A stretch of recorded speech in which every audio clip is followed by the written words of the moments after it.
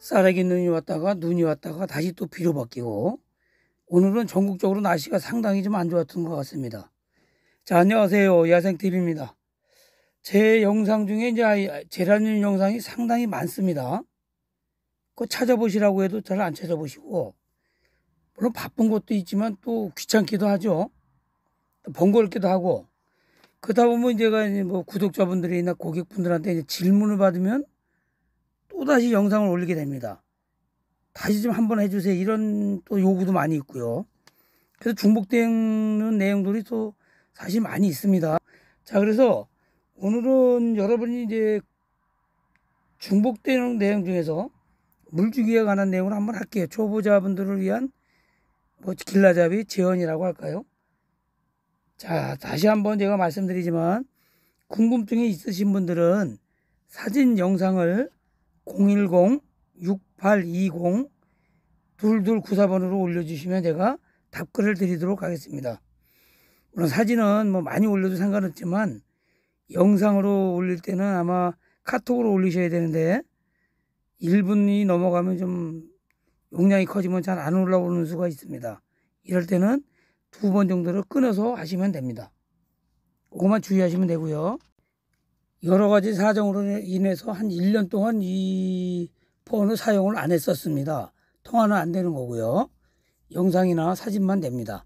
자, 본론으로 와서 겨울은 뭐 우리가 이제 겨울철만 해당되는 건 아니지만 주로 이제 겨울철에 해당되는 얘기를 좀 말씀을 드릴게요. 물을 주려는 건데 보통 이제 제라늄 키우시다 보면 물을 주지 말라 그러니까 어느 분들은 그래요.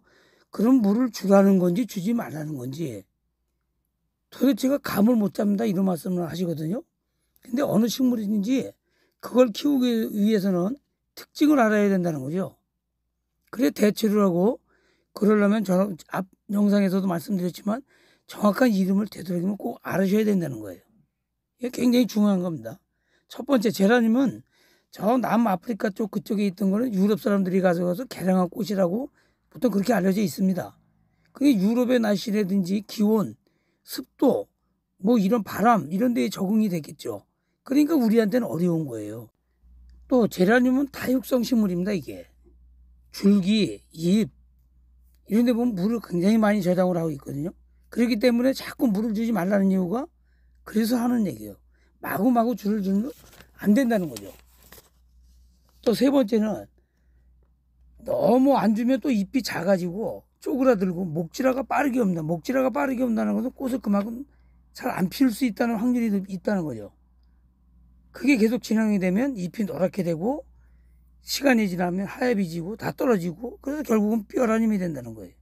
뼈라님이 뭐 별거 아닙니다. 네 번째, 이를 개선하기 위해서 또 물 관리가 중요한데 제일 좋은 습관은 자주 들여다보고 살피고 흙도 만져보고 이렇게 관찰을 자주자주 해주셔야 된다는 얘기죠.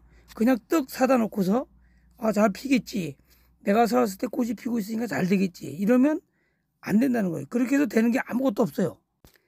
다섯 번째, 물이 적냐 많으냐를 따지는 거는 잎을 보면 알 수 있는데요. 이게 늘어진다, 뭐 생생하다, 처음보다 물이 자꾸 잎이 커진다. 그럼 물이 보통 많은 거예요. 물론 이제 웃자람도 있겠지만 또 작아진다.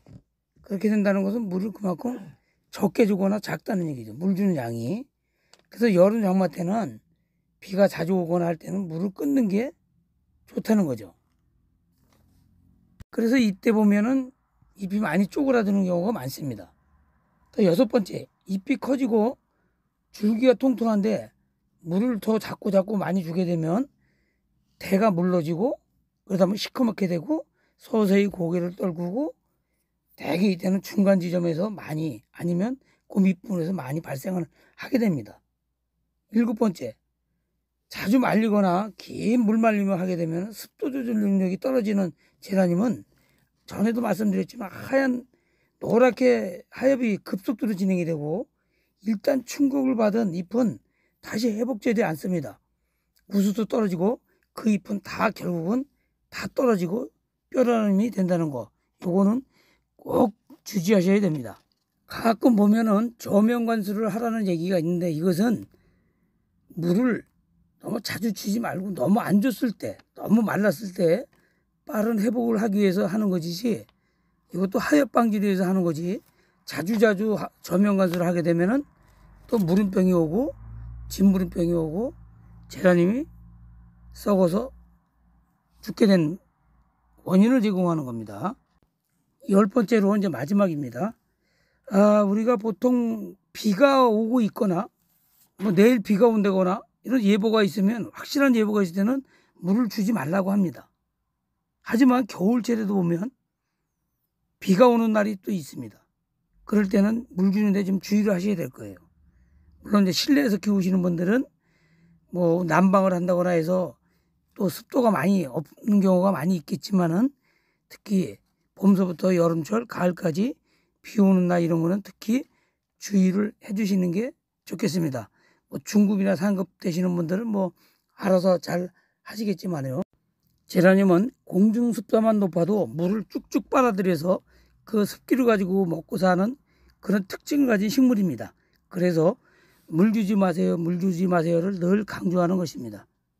자, 구독, 좋아요, 알림 설정 아직 안 누르신 분들은 꾹꾹 좀 부탁드리겠습니다. 자, 오늘 여기까지 하겠습니다. 긴 시간 함께 해주신 구독자 여러분 감사합니다. 야생TV 구독자분, 고객분들 모두 화이팅입니다. 감사합니다.